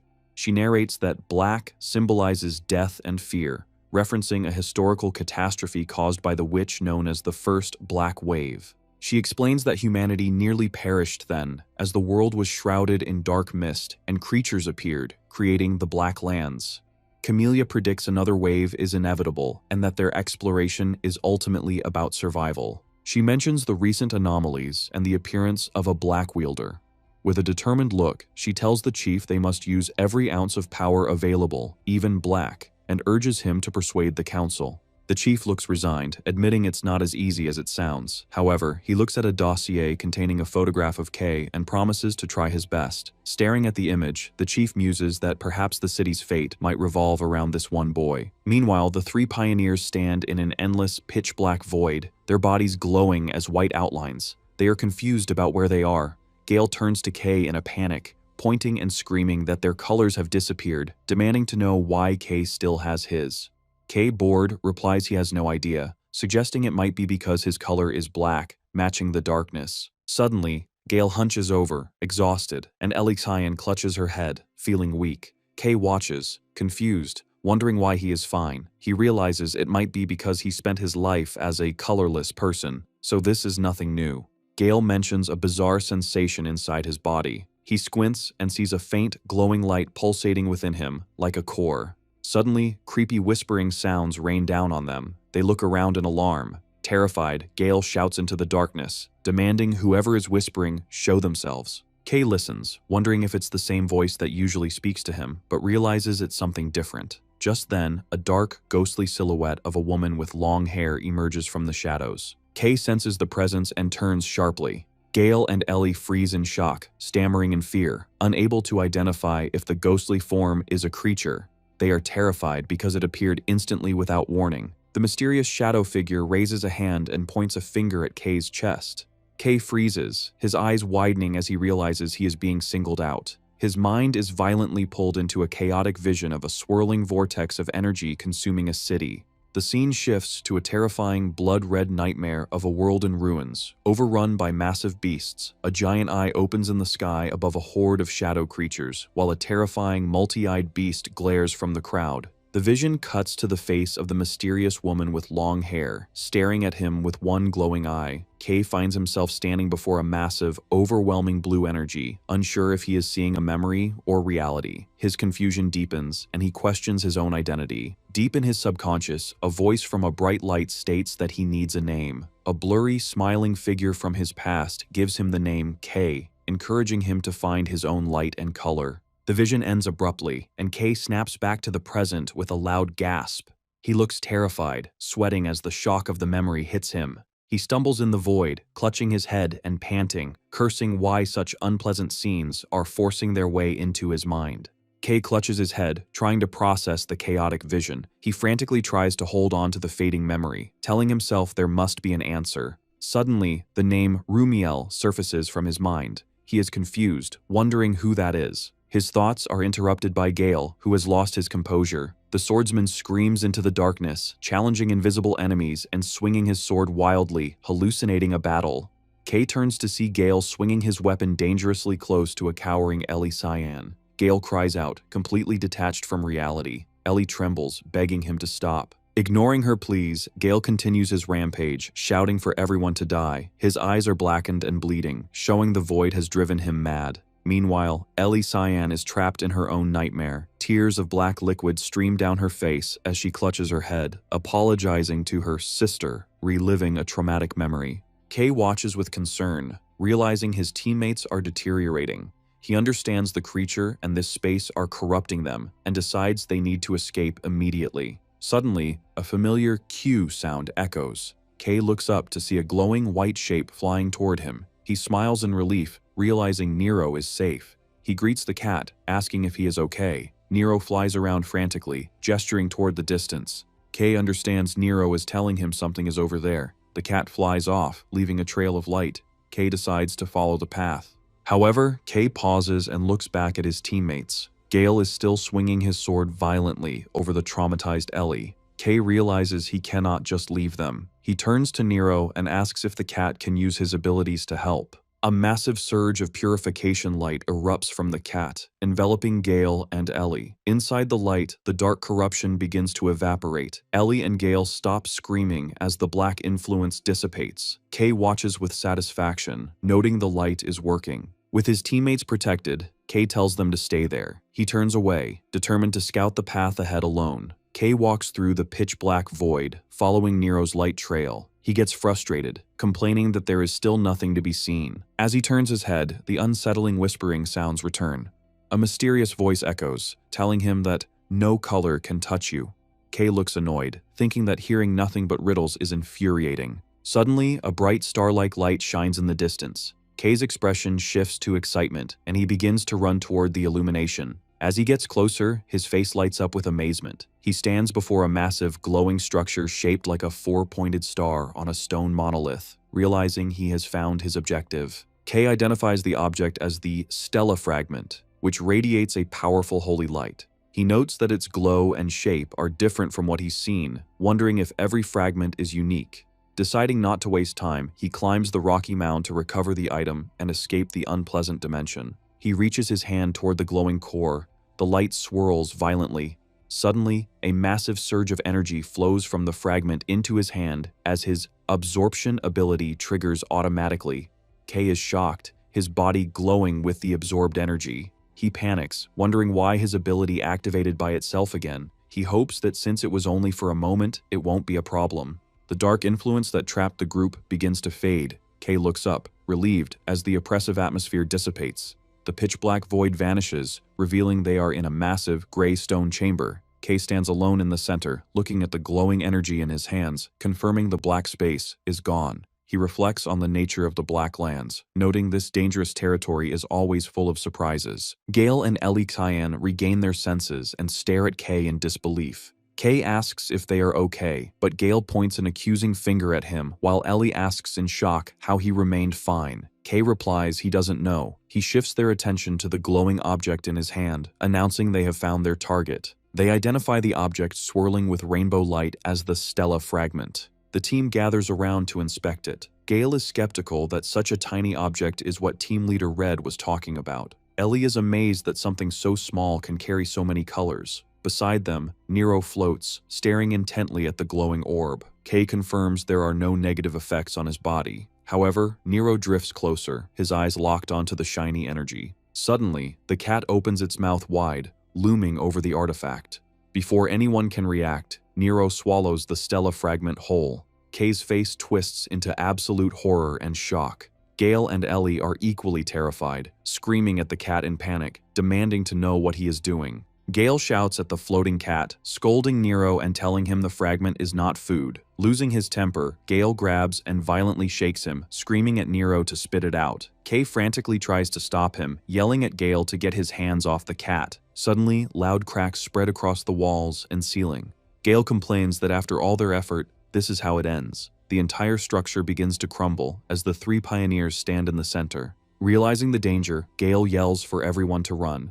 Kay, clutching Nero, runs alongside Ellie, Cyan, and Gale as the room collapses behind them. They sprint desperately toward the exit, narrowly escaping into the hallway. The scene shifts to a different location. A group of pioneers stands before a massive dead monster. Arancia, the woman with orange hair, inspects a deep slash mark in the ground. She kneels to examine the traces, looking concerned. A blue-haired man asks if she has found something. Arancia confirms with a grim expression that the battle-crazed bastard has returned. She explains the traces belong to a humanoid creature known as the Sword Demon, one of the witch's black hands. She says every time he shows up, he causes trouble, and wonders if the recent surge in monster activity is related to his appearance. The blue-haired man asks if they should continue, but Arancia decides to abort the mission. She states they have secured enough resources and refuses to risk the probationers under her care. Suddenly, Arancia senses a massive energy surge. A gigantic red fire explosion erupts from a nearby mountain. Arancia recognizes the specific fire color, realizing it belongs to Team Leader Red. She stares in shock, realizing that if Red is fighting with that much power, the Sword Demon must be there with him. Invisible energy slashes tear through the air toward the pioneers. Arancia reacts instantly, screaming at her subordinates to get out of the way as a massive cutting wave approaches. As her team scrambles, Arancia draws a massive, mechanical hammer glowing with orange heat. Her expression turns fierce, her eyes glowing with power as she prepares to intercept the attack. With a powerful shout, she leaps and swings her hammer. The impact creates a massive orange energy explosion that collides with the incoming black slash, neutralizing the threat. Landing safely, Arancia declares the expedition is officially over and orders everyone to return to the outpost. She instructs her blue-haired deputy to lead the retreat while she goes to rendezvous with Team Leader Red. Arancia then launches herself toward the distant mountain peak. The scene shifts to the mountain, where a cataclysmic battle is taking place. Red and black energies collide with explosive force. Colorless Red and the Sword Demon move at blinding speeds, their blades clashing repeatedly. The Sword Demon grabs a heavy spear-like weapon of darkness, his single glowing white eye glaring at Red. With a roar, the demon hurls a spiraling vortex of dark energy toward the pioneer. Red stands his ground, blocking the heavy impact. With a skillful twist, he deflects the dark spear. Undeterred, the Sword Demon charges again, swinging a blade of shadows. Red parries, focusing on defense against the relentless assault. Suddenly, the Sword Demon pauses as he notices a buildup of heat. A massive geyser of red fire erupts from the ground, engulfing the area. The Sword Demon leaps backward just in time, escaping the inferno. The Sword Demon stares through the flames, his glowing eye fixed on his opponent. Suddenly, a voice shouts from above, complimenting Red on his lure attack. Arancia descends rapidly, wielding her massive hammer, and yells a challenge to the demon, daring him to try and dodge. With a wild smile, she taunts the enemy. She swings her hammer down with immense force, creating a shockwave of orange energy. The demon is violently crushed into the ground, unable to evade the surprise attack. Arancia lands gracefully as the debris settles. Colorless Red looks at her with a calm smile and remarks that she is late. Arancia jokes that she almost died, but Red dismisses it. She notes that although she landed a clean hit, it wasn't enough to finish the fight. Sure enough, the Sword Demon's silhouette emerges from the dust. The creature glares at the two pioneers with intense hostility, unharmed. Red remains confident, telling Arancia that dealing with this enemy will be easier now that she is using her color.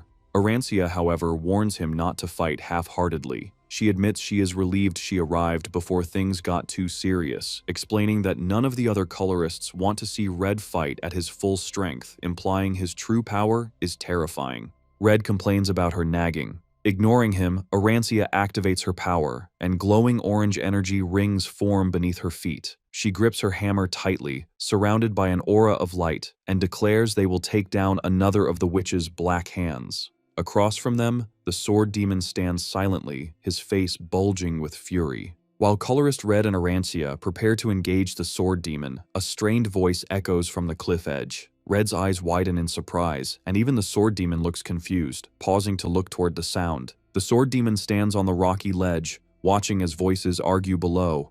Finally, Gale, Kay, with Nero, and Ellie Cyan climb over the ledge. Gale collapses, panting, declaring he never wants to go back to the underground ruins. However, Kay suddenly freezes, noticing a terrifying presence. He looks up to see the sword demon glaring directly at him. Behind the monster, he sees Red and Arancia glowing with energy, realizing they have walked into a battle. Arancia and Red look panicked, cursing the horrible timing, and rush forward to intercept the monster. Red screams at the trio to dodge. The sword demon ignores the powerful colorists and turns his attention to the weak prey. With terrifying speed, the monster charges directly at Kay, Gale, and Ellie. Acting on instinct, Gale grips his sword, and Ellie quickly draws her weapon. Despite their exhaustion, the two charge forward to protect themselves. The sword demon swings his massive black blade with overwhelming force. In a single strike, he shatters the weapons of both Gale and Ellie. Ellie and Gale stare in horror. Gale cannot process how his hardened metal weapon was destroyed. Paralyzed by fear, he realizes the power gap is insurmountable and thinks he is going to die. The sword demon swings his massive blade downward. A slash of white energy cuts through the air. In a desperate attempt to save his teammates, Kay throws himself in the path of the attack, shielding Gale and Ellie. The strike cleanly chops off his left hand. Kay grits his teeth in agony. Ellie screams his name in terror, and Gale shouts in shock as the sword demon looms over them. Kay falls backward, bleeding heavily. The sword demon lunges forward, delivering a knee strike to Gale and grabbing Ellie by the throat. He holds her hostage, using her as a human shield. Colorist Red and Arancia arrive but freeze. Unable to attack without killing Ellie, the sword demon commands them to stop, ordering them to clear a path and not pursue him. He demands they hand over the key, confusing the colorists. He warns that the girl is in his hands and threatens to kill Ellie if they do not listen. Red narrows his eyes, pondering the situation. Arancia shouts back in confusion, asking what key he is talking about. She shakes with fury, calling him a bastard, while Red clenches his jaw, realizing the situation is complicated. Meanwhile, Kay lies face down, his severed arm bleeding. Nero hovers above him, crying out. Suddenly, Kay's remaining hand twitches. The sword demon continues to pressure Ellie, demanding a decision. However, a dark presence rises from the ground. Kay slowly begins to stand, his silhouette looming. The sword demon senses the intense aura and turns his head, confused. He stammers, unable to understand what he is seeing, and asks what Kay is. Kay stands fully upright, his face obscured by shadow. Massive amounts of black energy swirl around his body. The darkness concentrates around his severed wrist, and his arm rapidly regenerates, formed entirely from the black energy. The sword demon stares in disbelief, unable to comprehend how his opponent is standing again after such a grievous wound. He turns, sensing a terrifying pressure, and questions why a human possesses the color black. A silhouette of Kay rises, surrounded by swirling dark energy. The darkness concentrates at his severed wrist, forming a new hand out of pure shadow, and Kay pulls the energy together, fully regenerating his limb. The sword demon is shaken by this impossible feat. Suddenly, a burst of dark force sends him flying backward. Arancia and Colorist Red are stunned. The sword demon gasps, clutching his throat as an invisible force strangles him.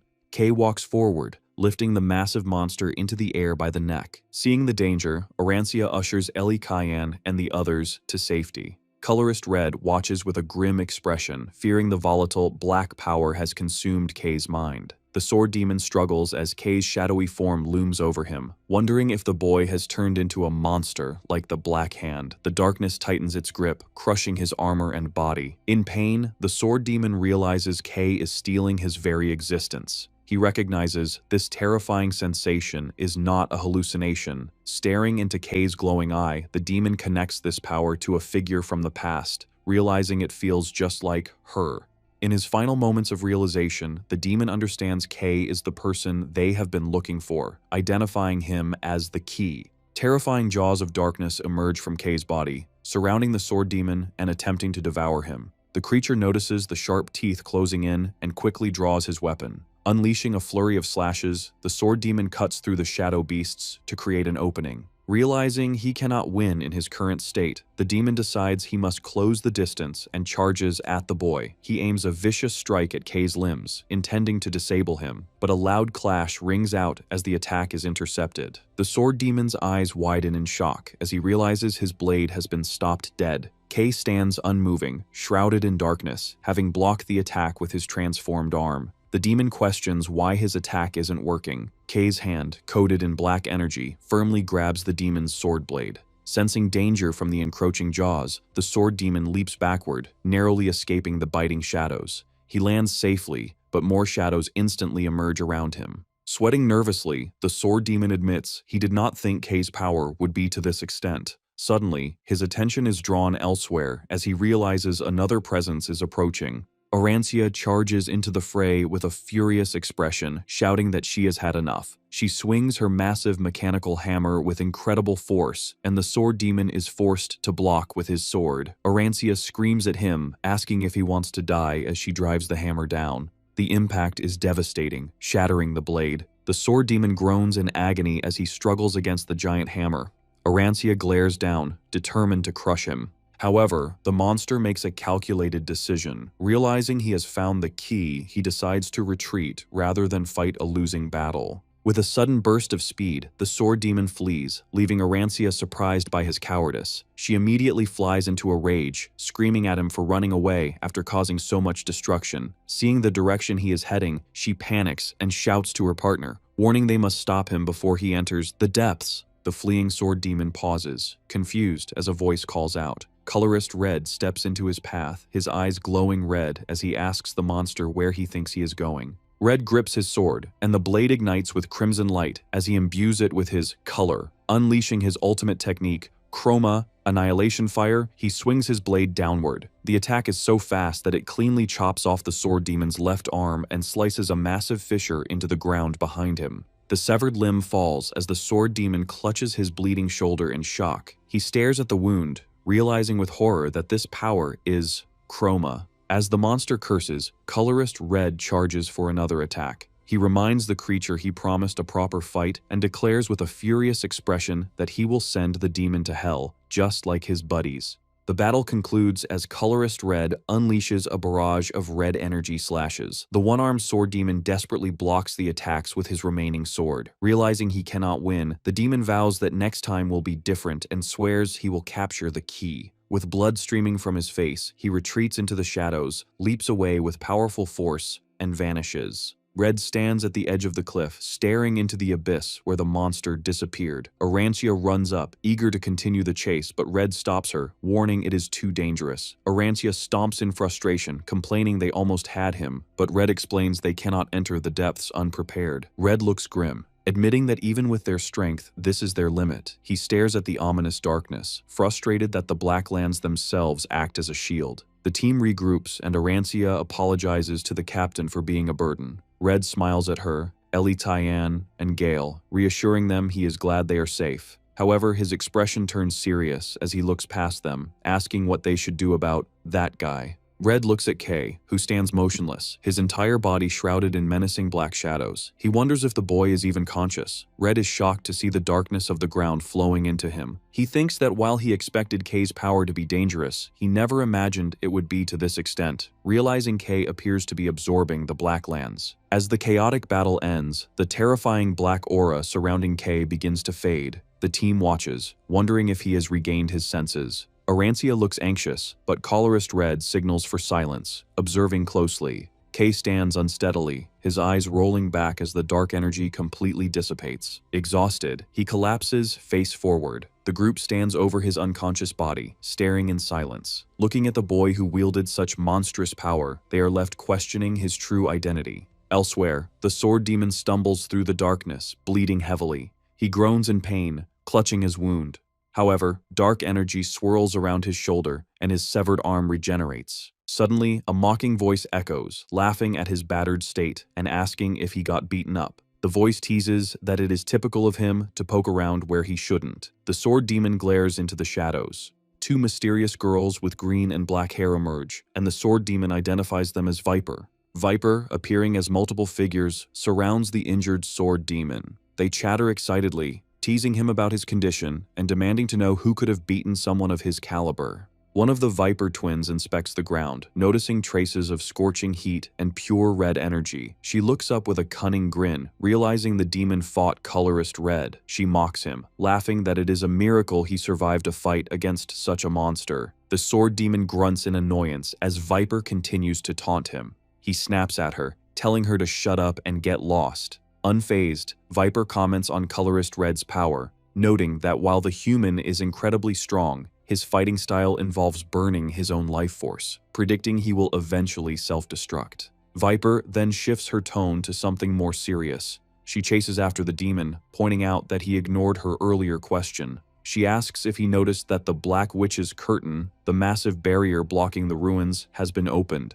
She grins maliciously, asking if he saw who did it and how it was opened. The sword demon remains silent, causing Viper to sigh and press him further. Internally, the sword demon calls her an idiot, thinking there is no way he would share such vital information. He realizes that if the identity of the key, K, becomes known, it will be a loss for him. His eyes glow with possessiveness as he vows to be the one to claim the boy. Seeing his refusal to speak, Viper looks disappointed, complaining that he is no fun. She stares at his retreating back, sensing his hesitation. The two Viper twins giggle, mocking the demon for acting so suspicious. They tell him his silence only makes it obvious he is hiding something, calling him a fool. However, the twins quickly lose interest. The dominant twin declares it doesn't matter because they will find out on their own. Viper's eye glows green as she deduces that the curtain's opening is related to the humans from the city. Standing before a colossal, tentacled silhouette, Viper suggests that since they have a lead, it is time to make some waves. The shining city stands as a beacon of safety in a dark world. In a medical room, Kay lies unconscious, his hair now white again. His friend Mari sits by his side, while colorists Red, Gale, and Ellie Cyan watch over him. The three elite pioneers watch the sleeping boy with solemn expressions. Colorist Red reflects on the chaos in the Black Lands, feeling ashamed. He promised no one would get seriously hurt, but the image of the sword demon and Kay's severed hand proves he failed. Red silently takes full responsibility for the tragic outcome of the mission. Looking at a broken pocket watch, he thinks to himself that he hasn't changed at all. He feels bitter, thinking he is hardly worthy of being called a hero. Nearby, Ellie and Gale discuss the mission. Ellie calls their survival a miracle, crediting the leadership of Captains Red and Arantia. Red listens in silence, his expression weary and somber. Ellie declares with determination she will become stronger, so she is never a burden to Kay again.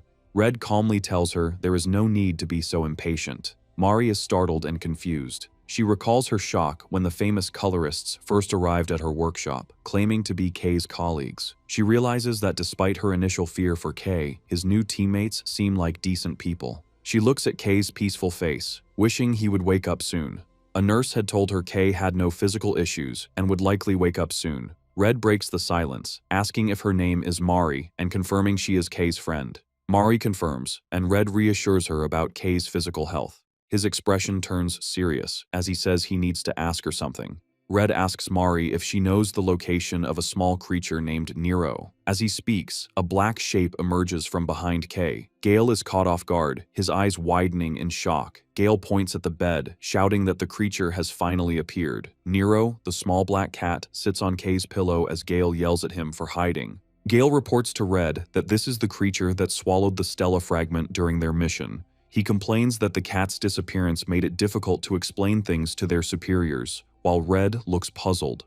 Losing his patience, Gale lunges for the bed, ordering the cat to come to him. Nero strikes Gale in the face and flies away, leaving the swordsman fuming. The small cat flies into Mari's protective embrace. Mari is overjoyed, saying she suspected he was hiding in Kay's shadow all along. She hugs the cat, relieved he is safe. Nearby, Red watches with intense concentration. Staring at Nero, Red feels an overwhelming sense of familiarity, though he cannot place why. He wonders if he is just imagining things, his eyes fixed on the creature. Suddenly, Nero's mouth glows with a multicolored light. To Mari's shock, the cat spits out a glowing orb. Red is relieved, admitting he was worried about how to get it out of the cat. The room is illuminated by the item's rainbow light. Red reaches out his hand toward the floating stela fragment. He holds the glowing piece of energy, satisfied they have finally secured another fragment. His expression turns somber, however, as he reflects on the heavy price paid for this one object. While unconscious, Kay relives the battle, remembering how Ellie and Gale could not stop the monstrous sword demon. Desperate to save his friends, Kay recalls feeling he had to step in, regardless of the risk. Fear and panic fill his mind as the nightmare peaks. With a loud scream, Kay bolts upright in bed, finally awake. Panting and covered in sweat, he looks around in confusion, shocked to see Captain Red holding the Stella fragment, with Ellie and Gale nearby. Kay tries to process his surroundings, wondering where he is and what happened to the enemy. Looking down at his hands, terror washes over him as he realizes his black color is gone, leaving him colorless again. He panics, desperately trying to think of an excuse to hide his true nature from the elite warriors. Memories of being rejected for having no color flash through his mind, and he fears being thrown out of the pioneers again. Seeing his distress, Red calmly tells Kay to lift his head, asking why he looks so guilty, and assuring him that his appearance does not matter. Red explains that what matters is how well they handled their first mission, admitting he never expected the new recruits to succeed in finding the fragment. With a welcoming smile, the captain warns Kay he plans to train him hard from now on, officially welcoming him to the Red Team. Kay stares in disbelief, speechless, realizing he has finally been accepted. A relieved smile forms on his face as his fear of rejection disappears. Filled with joy and determination, Kay responds with a bright smile, ready for the challenges ahead. Colorist Red prepares to leave, telling the recruits to finish talking among themselves and then dismiss. Holding the Stella fragment, Red says he must meet Lord Luminous. He tells the group to rest at the facility until they receive further instructions. Red leaves, and Kay, Mari, Ellie, and Gale are left alone in the medical bay. Breaking the silence, Ellie asks Kay if he remembers anything that happened after he lost consciousness during the battle. Kay looks nervous, saying that while Captain Red told them to keep it quiet, he honestly does not remember that time well. Ellie sighs and lets the matter go, acknowledging he probably has secrets, just like everyone else. Kay insists he is telling the truth about his memory but changes the topic, asking how to return to his black color state. Mari laughs cheerfully, telling him not to worry. She proudly says she has prepared something just for this situation. She rummages through her bags as the others watch with curious expressions. Triumphantly, Mari pulls out a small bottle of dark liquid, announcing it is black ink. Mari casually explains she took the bottle from a disposal site. Ellie is horrified, staring in disbelief at the dangerous substance. Ellie exclaims it is just toxic waste, not ink, and questions why Mari has something so dangerous. Kay, however, is delighted, calling it his personal ink. He ignores Ellie's warning that the liquid is basically poison. Without hesitation, Kay opens the bottle and drinks the black sludge. Mari smiles knowingly, while Ellie is frozen in shock. After finishing, Kay sighs with satisfaction, saying he feels alive again as a dark mist swirls around him. The dark energy surges, and Kay's hair turns jet black. He clenches his fists and announces his recovery is complete as Mari claps happily. Mari tells Kay that was not enough ink to fully restore his energy. She suggests they go to her studio for more, and Kay happily agrees. Gale, watching with a dark expression, interrupts their meaningless talk and announces he is leaving. Before leaving, Gale stops and stares at Kay with deep suspicion and resentment. His gaze falls on Kay's arm, which has completely healed after being severed in the fight. Gale thinks that regeneration is a high-level ability only for specialized colorists. He is confused how Kay can do something so impossible. He demands to know why Kay put himself in danger during the battle. Gale remembers the moment Kay jumped in front of the sword demon to shield them. Gale recalls his shock as he watched Kay take a devastating blow meant for them. Kay looks unsure how to respond to Gale's aggressive tone. He explains that he felt they were in danger and thought his ability might stop the attack. He adds that he failed, which almost made things worse.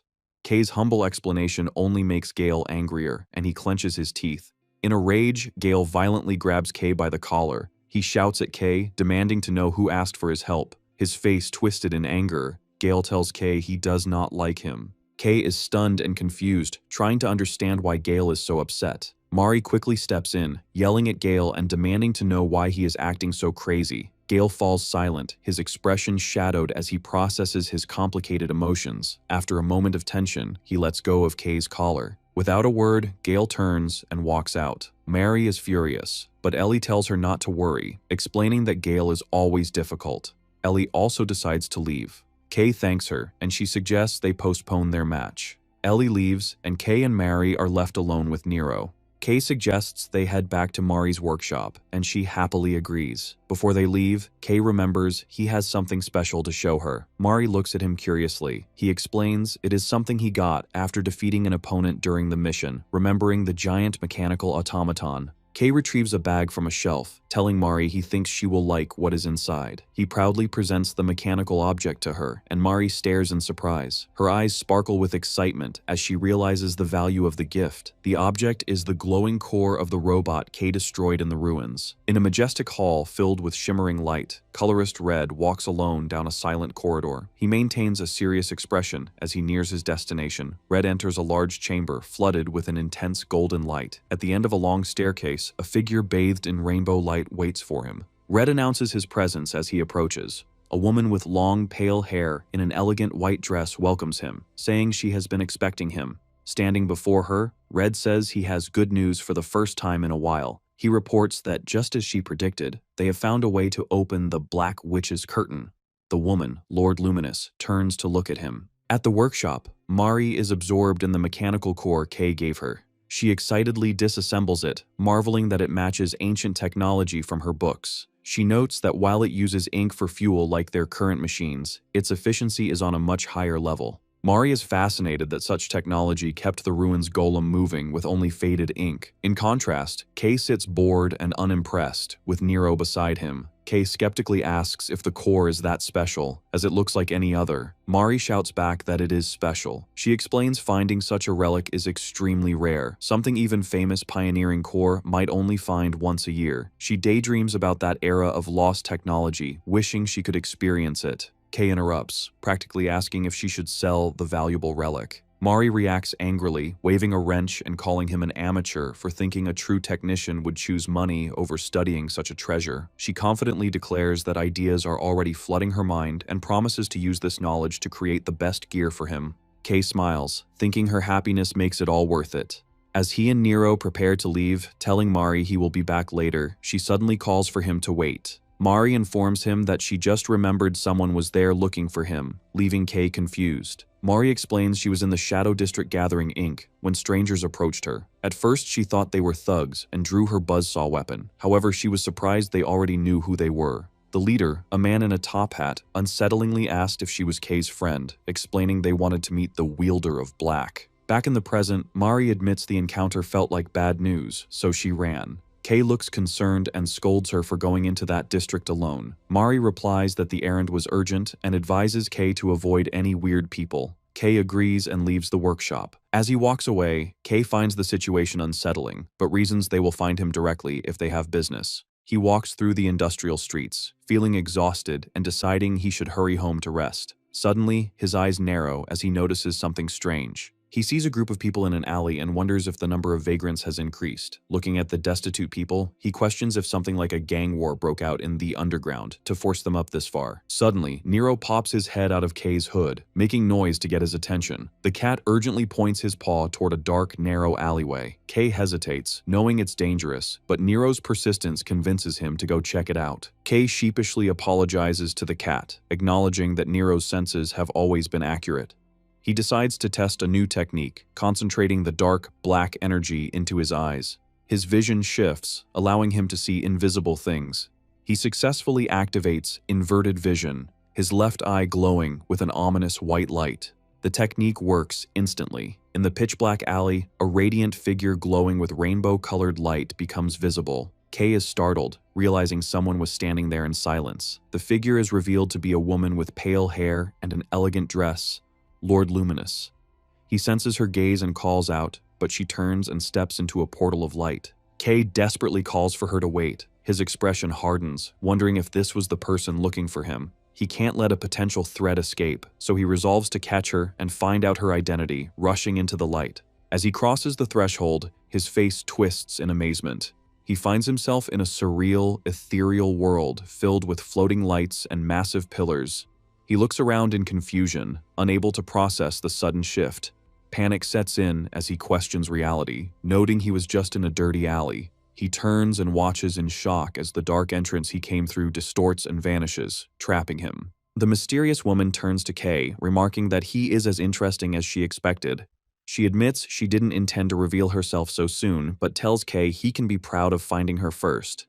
Kay, taken aback, stammers and asks who she is. The woman gently introduces herself as Celestia and greets him as the Child of Black. She stands before him, radiating an intense, holy aura. Kay stares in disbelief, seeing she is glowing with every color at once. He breaks into a cold sweat, thinking the only person capable of this is the legendary leader of the Shining City. Kay realizes she is the current Lord Luminous and is terrified, wondering why she would personally come to the Shadow District to watch him. As he questions her motives, the intense light triggers a reaction, and dark static fills his mind. Kay's vision is overtaken by chaotic voices, and panic sets in. The ominous voices that plague him return with full force, screaming and expressing a desperate hunger for her light. The voices command him repeatedly to reach out and take the light. Kay's eyes go pitch black as the dark influence overpowers his mind, commanding him to devour that light right now. Celestia curiously notices the sudden shift in Kay's demeanor, observing that his black energy has suddenly encroached on him.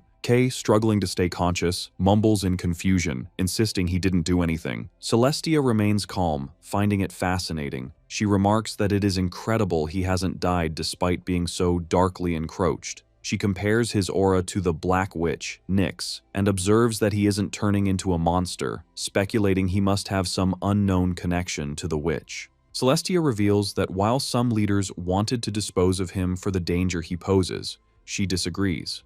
Her eyes glow as she states that she does not wish to do that.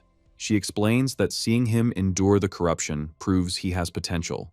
She declares his ability is too valuable to waste, and to protect the city, they must use the power of Black, accepting that high risks bring high rewards. Deciding it is time for a proper conversation, Celestia grips her cane and unleashes a massive surge of brilliant, purifying light to suppress the darkness around Kay.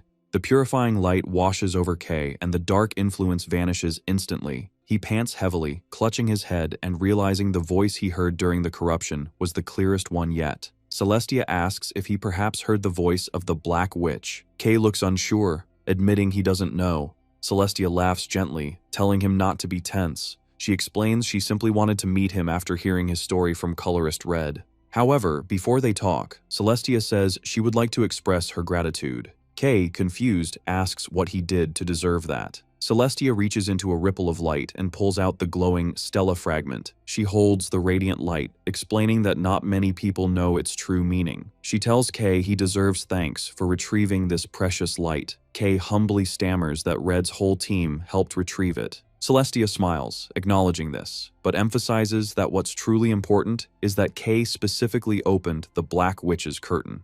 She stares at him, asking if he realizes what an incredible thing he has done. Kay stands in stunned silence. Celestia reveals a shocking truth. Not even a luminous like herself has ever been able to open the Black Witch's curtain, because only the witch herself can. She reveals that Stella fragments are scattered throughout the Blacklands, most sealed within these curtains. The city is constantly fighting to claim them, but the only ones obtained so far were luckily exposed outside. Kay looks at Celestia with confusion. Admitting he doesn't understand why she is explaining this to him, he points out he doesn't even know how the fragment is used or why it is so important. Celestia admits she should have explained its purpose first. She smiles mysteriously, deciding seeing it in person would be clearer. She warns Kay not to tell anyone about this, as only a few are aware of the truth. Suddenly, the environment shifts. Kay is startled to find himself on a glowing platform high in the air. He is shocked to see the shining city below, bordered by a vast, pitch-black wall of darkness. Kay panics, asking where they are. He sees a massive, radiant castle nearby. Celestia tells him not to panic, explaining they have moved to her residence. She holds out the Stella fragment, telling Kay he is the first person she has shown this to. Extending her hand toward the horizon, she commands him to watch closely. A massive pillar of pure white and rainbow light shoots upward, piercing the sky. The energy surges outward with a deafening boom, creating a massive shockwave of light. Kay stands before the colossal beam in awe. His eyes widen in disbelief. The massive wall of the Blacklands is physically pushed back by the light's force. Kay watches from the high platform as the boundary of darkness retreats, expanding the city's safe territory.